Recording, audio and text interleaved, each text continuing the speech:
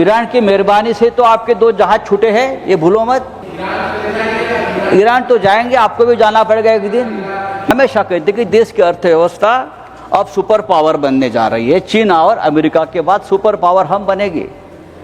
लेकिन चीन और अमेरिका की जनता इस वक्त एलपीजी सिलेंडर के कतार में खड़ी नहीं है, भारत की जनता खड़ी है। महंगाई बढ़ रही है, युवाओं को रोजगार नहीं मिल रहा है, किसानों की हालत गंभीर है। महाराष्ट्र में 17 किसानों ने किडनी बेचकर, महाराष्ट्र में 17 किसानों ने, मैडम आपको मालूम है, 17 किसानों ने कर्ज चुकाने के लिए अपनी किडनी बेची है।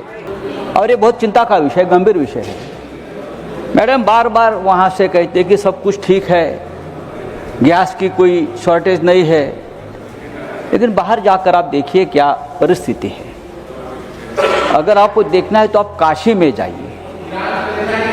ईरान की मेहरबानी से तो आपके 2 जहाज छूटे हैं, ये भूलो मत। काशी में 35 साल से चल रही अन्नपूर्णा मां मंदिर की रसोई बंद हो गई है। करेक्ट, 35 साल से चल रही रसोई बंद हो गई है। यहाँ रोज 10-15 हजार लोग श्रद्धालु प्रसाद खाते थे, लेकिन गैस की सिलेंडर की शॉर्टेज से ये रसोई बंद हो गई है। महाराष्ट्र में शिरडी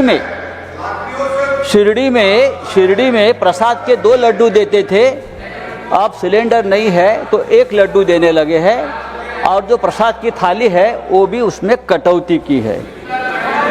मुंबई में दर दिन 20 लाख वड़ा पाव बिकते थे, लगभग 20 लाख वड़ा पाव ठेले पे बिकते थे। अब गैस की किल्लत की वजह से 5 लाख वड़ा पाव बिकने लगे हैं, क्योंकि बहुत से ठेले, ये रोजगार का विषय है मैडम। हर ठेले से मंथली वो ठेले वाले 10,000, 15,000, 20,000 कमा लेते थे। और बात ऐसे, देश में गैस का भीषण संकट चल रहा है, लोग चिंता में है, लेकिन देश के प्रधानमंत्री चुनाव रैली में बिजी है। वो इस वक्त दिल्ली में चाहिए थे, ऑल पार्टी के साथ मीटिंग करनी चाहिए थी।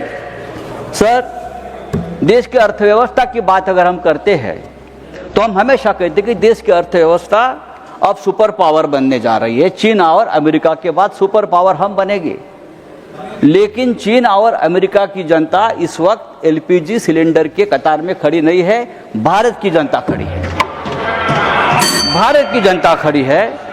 भारत का रुपया लगातार